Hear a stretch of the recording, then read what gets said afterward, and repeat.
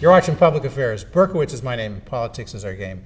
And we will be doing politics this evening because we have as our guest Dr. Steve Sauerberg, who is running for the U.S. Senate in the Republican primary. He would like to take on Senator Dick Durbin, assuming he wins the Republican primary. And of course, Senator Dick Durbin this is his second term that he's completing. He was looking for a third term, assuming he's running again. And there is some competition that Dr. Sauerberg currently has.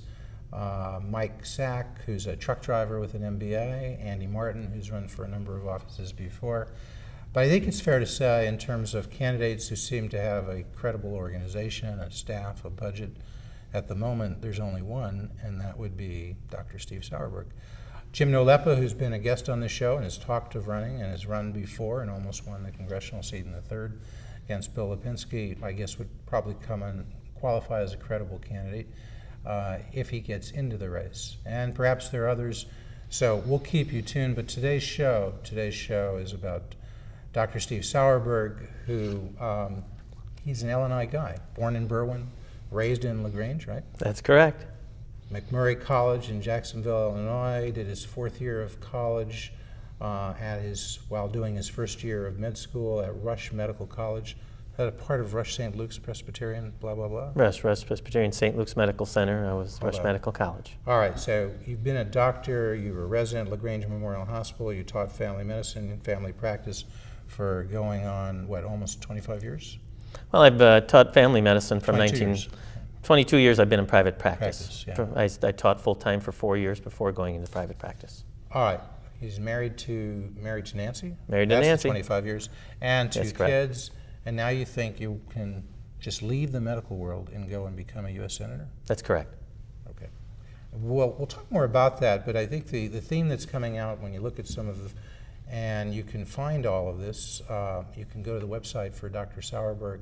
It is www.sauerberg2008.com, is that right? Sauerberg4USSenate.com is the name of the site, but there's a lot of ways you can get there. But you can get there from, that's true, right. You can get there from Sauerberg 2008. That's okay, so, or you can try Sauerberg4USSenate.com, right? Sauerberg for U.S. Senate, Sauerberg for Senate, Sauerberg 2008, they'll all get you there. All roads lead you there, but That's so right. what people pick up is that the idea is that Washington is broken, you're saying healthcare is broken, energy independence is broken, the Democrats want to fix things by raising taxes, and you say the government treats the average American's desire to control our borders as unreasonable. Am I getting that right? I mean, there's more to it than that, but is that the gist of it here? Well, the gist of it is that you know as well as I do right now that the American public is not very happy with what's going on in Washington. This Congress has very low public approval ratings, and I think there's very good reasons for that. And these are some of the reasons that we just discussed. This Congress has, but the prior Congress did too. And are you in the unusual position of running as an outsider against Washington when for 6 of the last 7 years the Republicans had control, well longer, but had control, just taking the last look, had control of the House, had control of the Senate, and had the presidency for 6 of the last 7 years, and you're a Republican basically running against Washington. Are you running against what the Republican Party did for 6 of those last 7 years? I'm running against some of what the Republican Party did, yes. I tend to be a little more interested in lower taxes. I think we struggle with that as a party in Washington. I think I'd like to see a little more fiscal restraint here. And so, yes, there are some issues that come up. A little more fiscal restraint than the President of the United States, George W. Bush, exercised in the last 7 years when he basically let Congress know whatever they put in front of him, he'd approve. He didn't veto any of those excessive spending bills, right? Well, I'm not going to comment on whether he should or not vetoed anything, but the fact of the matter is they spent an awful lot of money. They did, okay. Well, let's take it. We're going to go through all of those issues. We'll get to all of them, but the big issue that I think most people have on their mind is the war in Iraq. Would you say that's the dominant issue as you run for the U.S. Senate, as you run in the primary, and you hope to run against Senator Dick Durbin, the war in Iraq? It is a dominant issue. But not you're saying it's not the war, stupid, is what you're saying. I mean, you're saying there are a plethora of issues that people are concerned about, and the war is simply one of them? Oh, I think there's no question that people are very concerned about immigration. Okay. If you live in my world, they're very concerned about health care. There are issues in this country beyond the war that are of a critical nature to the people of this country. Now, saying that, I will tell you that the war in Iraq is a huge issue, as is international terrorism and the whole terror war. So all these things matter to the American people. Well, you said if we left Iraq, there would be chaos and genocide. I get that right? I think it's highly likely that that's true. And so we can't just leave, right? I don't see how we can right now. And you're in favor of setting benchmarks, but not dates by which the U.S. would get out of Iraq. Benchmarks for Iraqi achievements. Is that what you're talking about? That's what I'm talking about. We need to see some progress on a political basis here. You know, we are largely responsible for the military aspect of it, although we're obviously training up the Iraqis as well. And I think there is some evidence right now that that's going a little better. And obviously that's critical because it's been a tremendous struggle. Military progress. Yes, sir. Military progress. Anbar province would be a success story. At one point it was lost. The Sunnis were killing any Americans they could see. Then they turned the direction of their guns away from the Americans toward al-Qaeda, who were their friends. Is that right? That's correct. That's the way we understand it, and that's a tremendous change. That's the counterinsurgency, the new effort, the General Petraeus effort that started about the beginning of the year. When people say there's a surge, they really mean there's a change in strategy, and the strategy is to make this war about counterinsurgency. Am I oversimplifying, or is that what Well, I think you're partially correct, but I think the main thing that I take out of this surge is that the military came to the understanding that you couldn't go into a location, defeat the enemy, and then walk away. That those were territories that were going to have to be rendered safe for the people who live there. People of Anbar province need to feel like they're safe in their communities, and that the military is not going to walk away and leave them at the mercy of al-Qaeda, which is what has happened in that country. And so the surge allows you to cover your backside a little bit better here. But have the al-Qaeda left Anbar province, gone to Diyala province, and are the same problems, or many of the same problems that were previously in Anbar province now there? In other words, so do you foresee the effort? Do you foresee the Iraqis and Americans, and that's really all it is. I guess we could say the coalition forces, but at this point it's almost, not completely, but almost exclusively the Iraqi effort and the U.S. effort, right? There's very little left from Australia and from England and the few other countries that were with us, right? Well, I think you still have England taking casualties. You got some troops there. They are still very involved. But the 160,000 troops, what would you say, 90% of the, well, of the total troops in that country now, probably 90%, of which there's 160,000 U.S. troops, are U.S. troops, right? I think that statistic is probably reasonably accurate. Yeah, so I mean, in that sense, it's a U.S. effort. The point is, though, do you see this turning around? Because every day people turn on their television sets and they hear of another car bombing where, 30, 50, 80 civilian Iraqis are killed by al-Qaeda or by other terrorists. So even though there's progress in Anbar province and perhaps elsewhere, what gives you the confidence to see that this is going to turn around and those car bombings will eventually stop? Well, I think you've seen progress. I think, when two fairly liberal people from the Brookings Institute go across to Iraq and they come back and say there's progress, then there's progress. I think you have to understand that if we leave there, the chance of genocide and disaster is real. And if we suggest to our enemies that we're unwilling to work through this in Iraq, when we've left there, they'll all head off to Afghanistan. And if we were unwilling to stay in Iraq, are we also unwilling to stay in Afghanistan? Well, we give that country back to militant Islam as well. And now we've got probably a worse situation than we started with on 9/11. These countries will be chaotic. They will be wonderful places for al-Qaeda to start training bases. They will start to target us again here. And I think that's a disaster for America. But the journalists who you referred to who wrote the op-ed in the New York Times, who were at Brookings, said, they didn't say we should stay there forever. They said there's enough progress to go into next year and see what happens, I think. And I think that's fine. I mean, let's face it. So you will go into next year, and if the progress doesn't continue, you may join with others in saying it's time to start the redeployment. Well, you never know where you're going to be next year. But that's an option you might, so you're saying. Well, sure, yeah, anything's an option. We have to do something rational and reasonable here. Okay. I mean, and I think it's very difficult.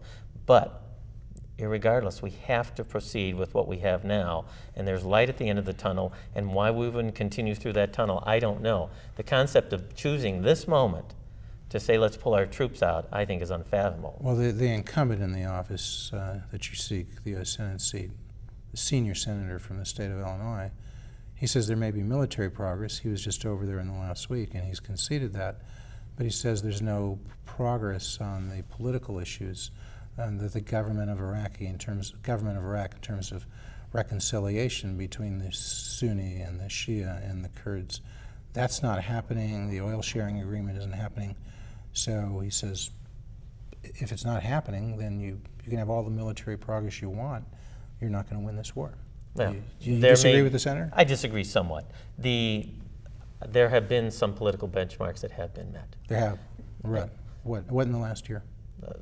I think I can't remember the specifics, I'll be honest with you, but when the report came out, there were like 17 benchmarks that they were trying to reach, and I think there were, you read in the Chicago Tribune just as I did, that 8 were actually accomplished and some were not, and some of these are political. Congressman Kirk, your fellow Republican colleague in the 10th Congressional District, has described them as those accomplishments and factors as decidedly mixed. You join in with Congressman Kirk in that characterization? Yes, I do. He did not support the surge. That's his business. That's his business, but he was saying, so the Republican Party is broad enough to tolerate folks who don't go along with the major military policy?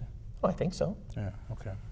So you're saying it is something that a reasonable person can look at, as Congressman Kirk has, and he's a reasonable person, and decided that wasn't appropriate, and he would have started the withdrawal of troops, I think.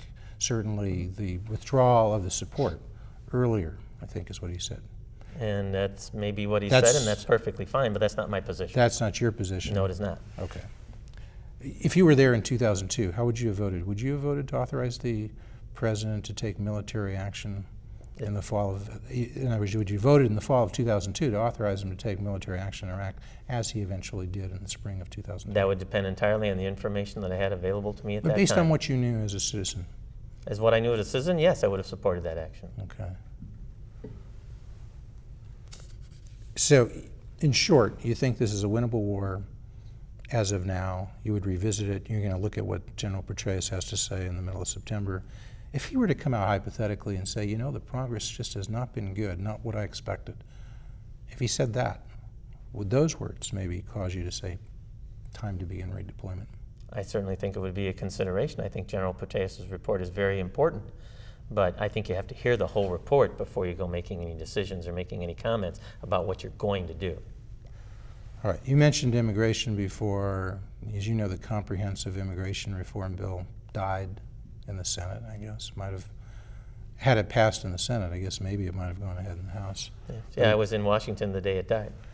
You're glad to see it dead? Yes, sir. And it's clear, everybody says this comprehensive immigration reform, if it happens, won't happen until 2009 now. This Congress won't be dealing with that, right? That's my understanding. And you're happy with that because, well, on the one hand, you say we need to do more about border control, and there were border control elements in that bill. Why wasn't that sufficient for you to support that bill?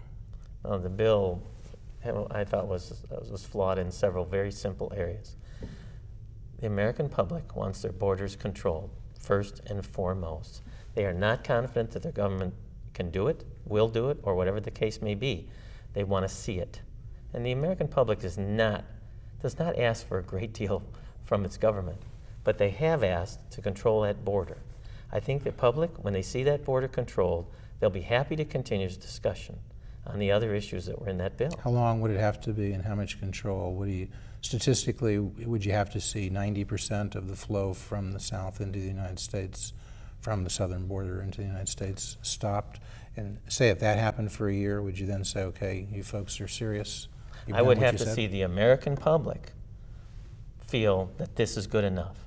This is about, we are representatives of the public, of the state and this country, hopefully. So you were reading the American public and saying they weren't satisfied. That's correct. If there was a different performance, and then you read the American public differently. It's not the performance per se that would change your mind. It's the American public reacting to the performance.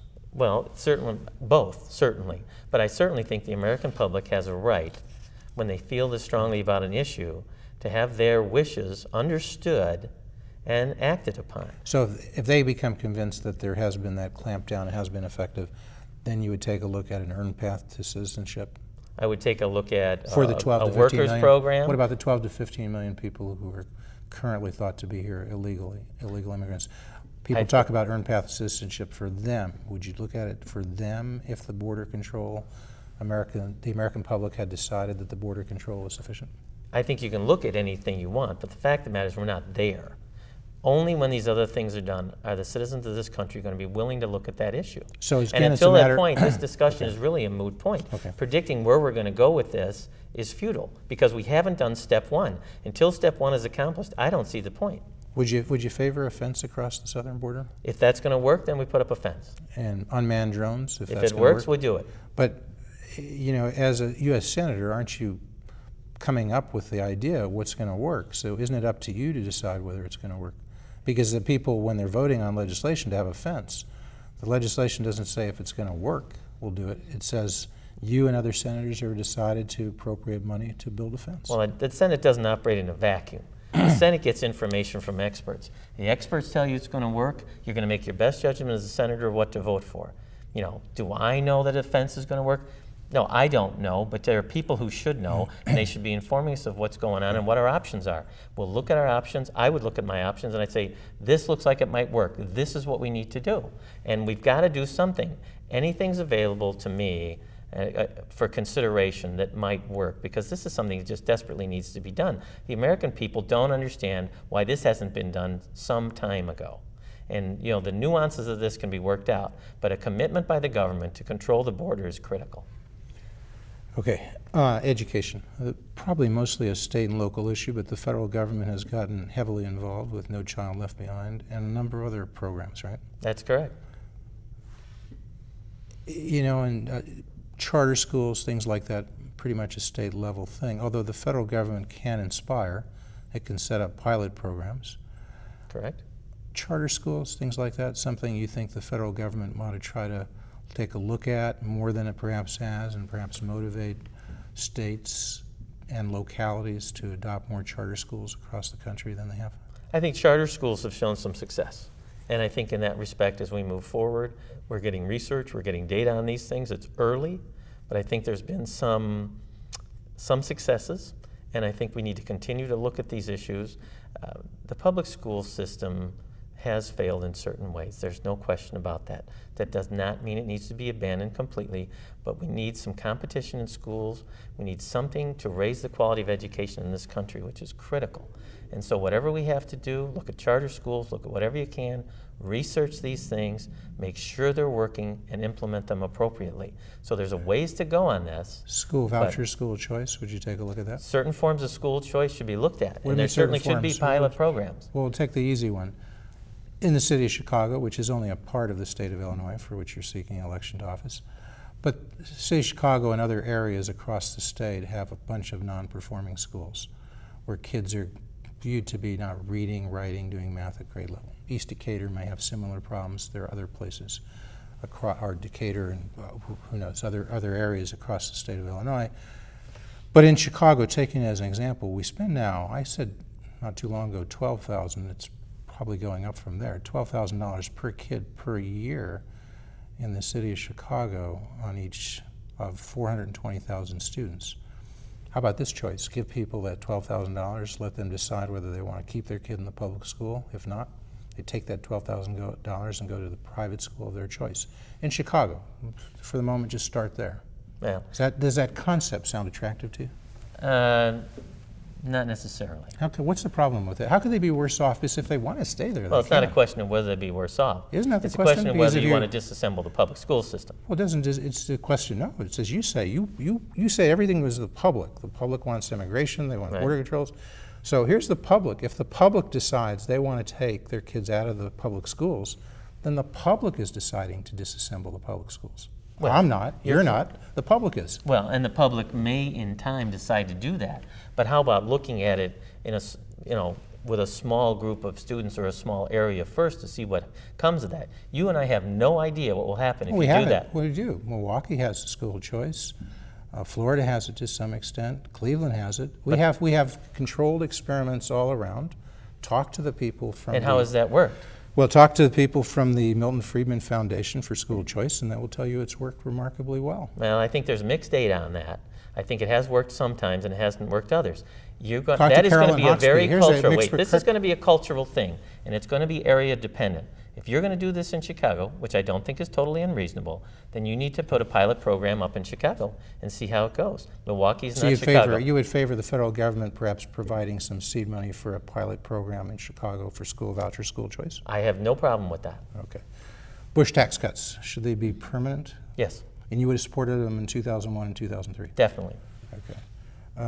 Is there any here? I mean, Senator Durbin has talked about removing or repealing the Bush tax cuts. My words, not necessarily his, is that at what levels would you do it? And I think he's talked about at 150,000 or 200,000 is where you start looking at removing those Bush tax cuts. You've just said make them permanent. Is there any level of income for which you might repeal the Bush tax cuts? 300,000, 400,000, $1 million?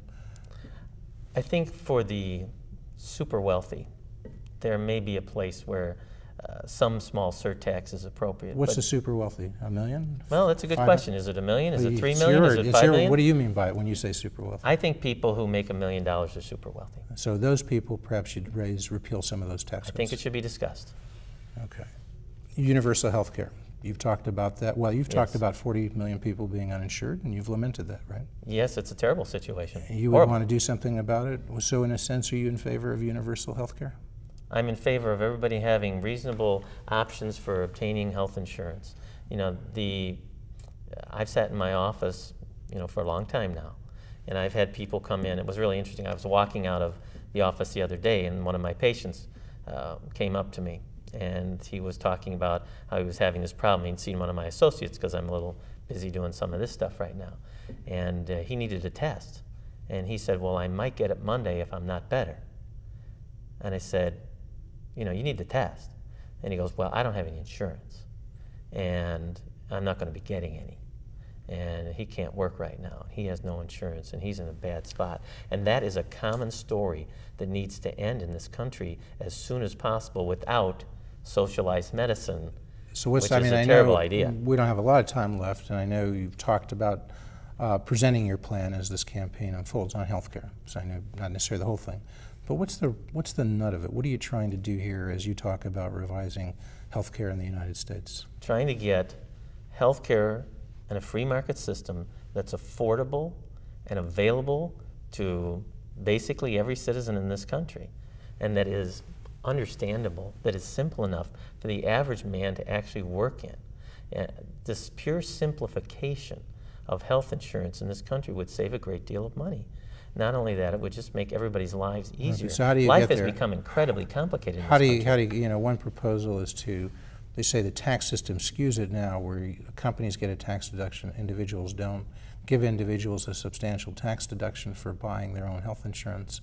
Give those who have no income a refundable tax deduction, if you will, so that they, if you don't have income, the tax deduction doesn't help. But if you make it refundable, then it does. You understand that? If it's more refundable tax would you go in that direction? Is that something? I think those are things that we're looking at very closely. I think there has to be a way to control the costs, first of all. None of this is going to work with us spending 50% more than any other country in the world on health care. If you don't control the costs, this is all going to be extremely difficult, no matter what program you choose. There are ways to control the cost of medicine. We're not doing it, and we need to do it desperately. We're wasting tons of money. You talking about caps on damage awards in medical I'm talking malpractice about some kind cases? of major tort reformer. Med-mal we have to reform. get rid of abusive lawsuits. I tell you right now, not only in medicine, but all over this country. And this is going to be a critical issue in controlling the cost of health care. Has it hampered your practice? You've practiced for 22 years. Have you been sued? Sure. Have they been frivolous lawsuits? Yes. All of them? I don't know if you want to say every last single one. Frivolous is in has the it eyes raised of the raised your cost? Some of the no how question. often you've been sued as a family doctor? I don't know that that's appropriate to talk about lawsuits in that specific way. You're going to be asked here. when you're a candidate. You can be asked that's about fine, anything. but I think I want to make the point more importantly that we all get sued. I get sued. We all get sued. We all know we're going to be sued. Okay. We're now going to be sued. When I started this out in medicine, the statistics were every 7th physician would be sued. Now it's every physician will be sued every 7th year. Statistically. Is that it? That's Okay. right. Okay. Now, that's a lot of somebody lawsuits. somebody who's been practicing 22 years like yourself on average will be sued 3 times? Is that what you're saying? Statistically, they have to be. Okay. All right. So you got to cut. You would put a cap on a national cap on damage awards in medical malpractice cases. That is one option that's available. I think there are other options as well. I think this has to be a fairly profound change. I don't think looking at this and making little tweaks is going to cover this. Okay. We got to go. Let's go on to some cultural issues. We talked a little bit about abortion, or we did when you had a press conference a few weeks ago. Yes, sir. You know, people usually say they're pro-choice or they're pro-life. You going to put a label on yourself? No, sir. Are you somewhere in between? I don't know that I'm anything but what I say I am, and that's I'm for mothers, I'm for babies, I'm for families. We have far too many abortions in this country. We all know How do you get fewer abortions? You say you want fewer abortions. Unless you make them illegal, how do you get fewer abortions? There are many ways to get Parental fewer notice, abortions. is that one way? Well, certainly that's Do you way, favor, but let's do you look at it do you, better. excuse me, but do you favor parental notice? Yes. Okay, and there's a ban on partial birth abortions that passed the Congress. Thank God. It had an exception for the life of the mother, but not so much for the health of the mother. Would you have supported that? Yes, sir. You did. Yes, sir. Even though You know there's what no partial- exception for the health of the mother. The health of the mother was an abused term. Okay. The doctors were taking advantage of that and providing these horrible procedures where they did not belong. Okay. As a physician, I can tell you the number of times where it's really going to aid the health of a mother to do a partial birth abortion approaches 0.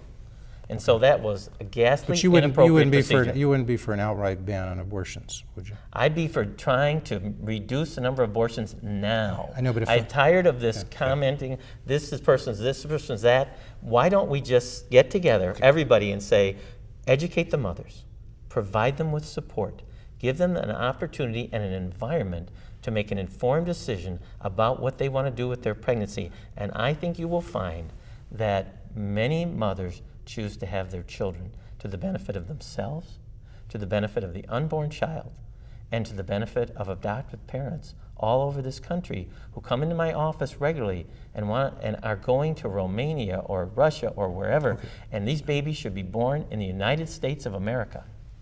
But as a senator, you're going to have a choice and confirmation of judges. Would you have a litmus test if you thought a judge? Would it matter to you whether the judge wanted to overturn Roe v. Wade or the judge wanted to support Roe v. I don't think it's appropriate to have a litmus test on any specific including issue. that. So Including you could see yourself. That's not the way you could see judges yourself should be chosen. confirming for the Supreme Court a judge who is avowedly pro-choice It could happen. or pro-life. Who knows? Okay. We're going to continue to speak as the credits roll, but I very much want to thank our guest, Dr. Steve Sauerberg, who's running for the U.S. Senate. He is running the Republican primary. His hope is to win that primary and then face Senator Dick Durbin, a Democrat who is seeking his 3rd term. Thank you so much, Steve, for coming Well, thank out. you. I appreciate the opportunity to talk with you today. We missed a few issues, so we hope you'll come back and we'll do this. Well, we certainly can talk about that. All right. It was a very good discussion. On guns. Yeah. Another culture issue, assault weapon. The government had a ban on assault weapons for 10 years. It lapsed, the federal ban.